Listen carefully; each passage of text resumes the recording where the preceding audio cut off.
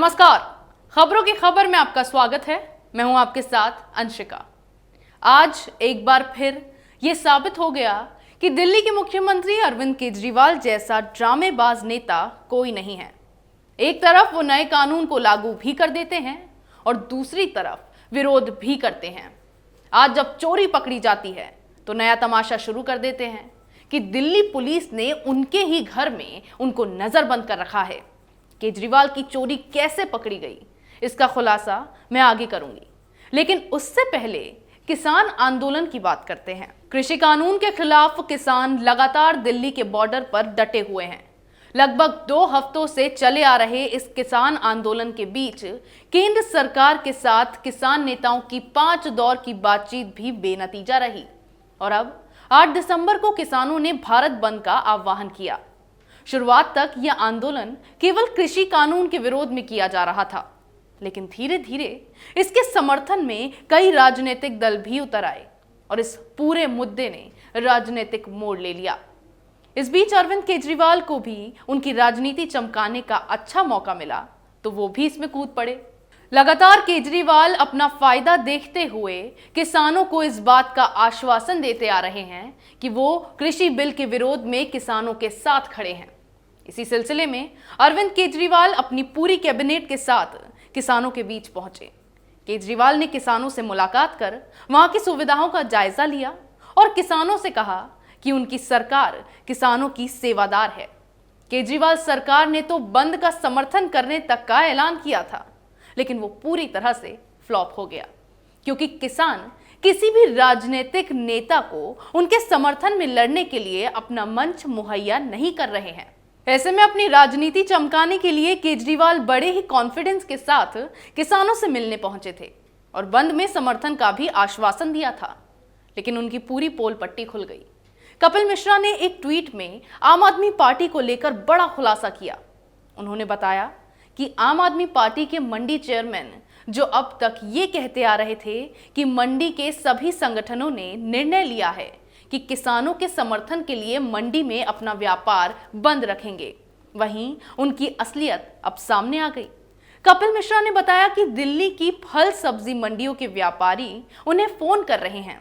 व्यापारी मजदूर सब मंडियां खोलना चाहते हैं और केजरीवाल सरकार के नियुक्त मंडी चेयरमैन जबरदस्ती बंद के निर्देश दे रहे हैं। कपिल मिश्रा के इस खुलासे के बाद केजरीवाल के किसानों को दिए झूठे आश्वासन की पोल खुल गई। और हो भी क्यों ना, झूठे वादे करना अरविंद केजरीवाल की जैसे आदत सी हो गई है। अरविंद केजरीवाल तो केवल अपनी राजनीति चमकाने की कोशिश कर रहे हैं, लेकिन मंडी व्यापारियों ने पहले अपने हालात देखे, जिसके चलते वो भारी नुकसान उठाने की स्थिति में नहीं थे। फिर भी आपके मंडी चेयरमैन उन पर काम ना करने का दबाव बनाते रहे, लेकिन उनकी किसी ने नहीं सुनी और दिल्ली में बंद फ्लॉप हो गया। किसानों के बीच जाकर भी केजरीवाल को कुछ हासिल नहीं हुआ। ऐसे में अब केजरीवाल ने एक नया ड्रामा शुरू कर दिया है। किसानों से मिलने के बाद दिल्ली में बंद फ्लॉप होने से उनके पास जब कोई जवाब नहीं बचा तो उनकी पार्टी ने दिल्ली पुलिस पर मुख्यमंत्री अरविंद केजरीवाल को भारत बंद को देखते हुए नजरबंद करने का आरोप लगाया।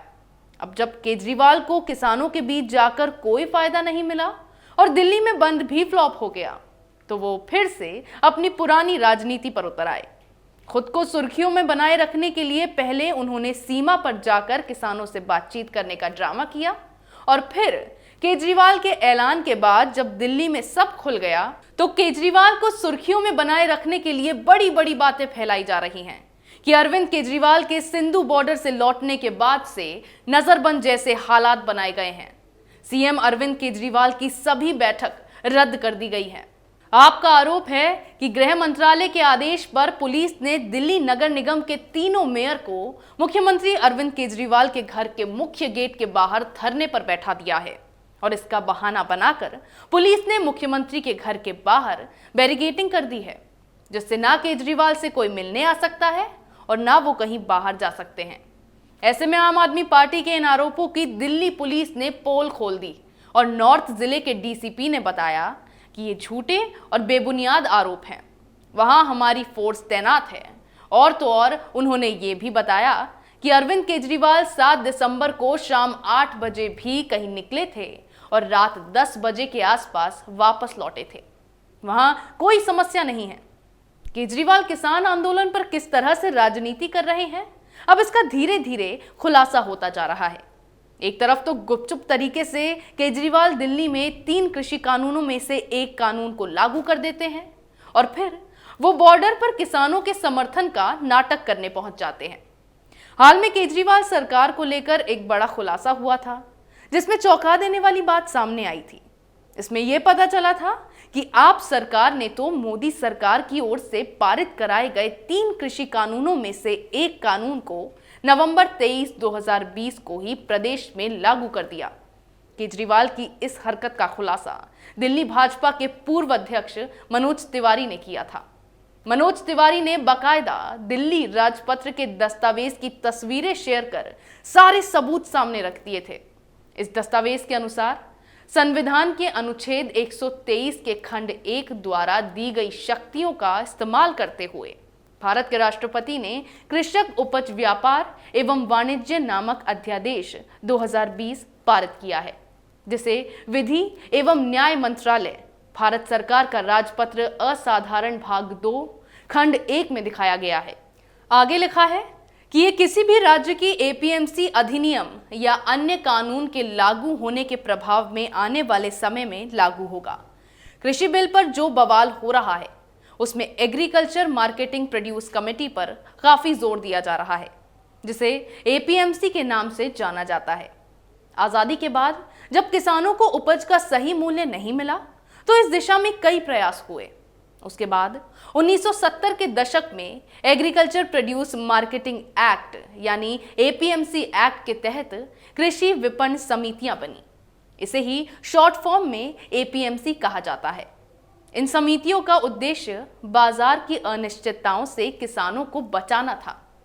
अब मनोज तिवारी ने ट्विटर के जरिए जो दस्तावेज शेयर किया, इस राजपत्र में गौर करने लायक हिस्सा वो है जिसमें लिखा है, राष्ट्रीय राजधानी क्षेत्र दिल्ली की विधानसभा ने दिल्ली कृषि उपज विपणन अधिनियम 1998 को अधिनियमित किया है, जो जून 2, 1999 से लागू है।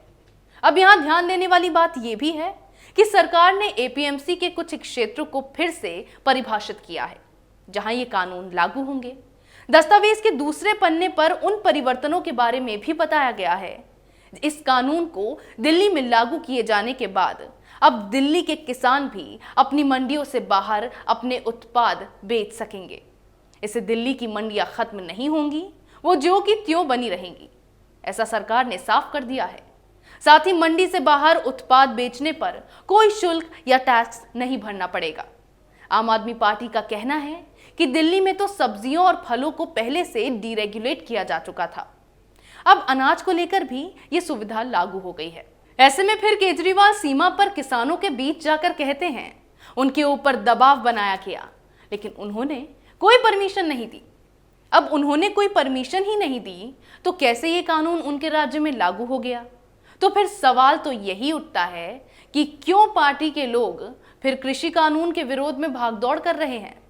आम आदमी पार्टी प्रमुख और दिल्ली के मुख्यमंत्री अरविंद केजरीवाल पंजाब के किसानों का तो समर्थन कर रहे हैं और दिल्ली में कानून लागू कर रहे हैं, क्योंकि वो जानते हैं कि पंजाब में किसानों की संख्या ज्यादा है और केजरीवाल अगर उनका समर्थन करेंगे तो उन्हें बड़ा फायदा मिल सकता है, क्योंकि 2022 में पंजाब में विधानसभा चुनाव होने वाले हैं और जितने भी राजनीतिक दल किसानों के समर्थन में खड़े हैं वो सब पंजाब चुनाव में अपनी जमीन तैयार करने में लगे हैं। किसानों के जमावड़े के सहारे इन दलों को अपनी राजनीति चमकाने का अच्छा मौका मिल रहा है। बुराड़ी के मैदान में प्रदर्शनकारियों को सारी सुविधाएं देने से लेकर केंद्र पर लगातार वार तक निशाना 2022 ही है। अरविंद केजरीवाल ने सीमा पर किसानों के बीच बड़ी बातें तो की थी, लेकिन उनमें से किसी भी दावे का परिणाम सामने नहीं आया। ऐसे में अरविंद केजरीवाल की पोल खुल गई। ना तो किसानों ने उन्हें अपनी राजनीति चमकाने का मौका दिया, ना ही दिल्ली में उनके बंद के फैसले पर किसी ने अमल किया। और मुंह छुपाने के लिए जब उन्होंने नजरबंद होने के ड्रामे किए तो दिल्ली पुलिस ने उनकी सच्चाई सबके सामने ला दी। ऐसे में दिल्ली में आम आदमी पार्टी ही पूरी तरह से फ्लॉप हो गई। अगर आपको हमारा ये वीडियो पसंद आया हो तो इसे लाइक करें, शेयर करें, कमेंट करें, साथ ही हमारे चैनल को सब्सक्राइब करें। अगर आपको हमारा वीडियो पसंद आया हो तो इसे लाइक करें, हमारे चैनल को सब्सक्राइब करें और हाँ, बेल आइकन दबाना ना भूलें ताकि आप तक हमारे वीडियो की नोटिफिकेशन पहुंचती रहे।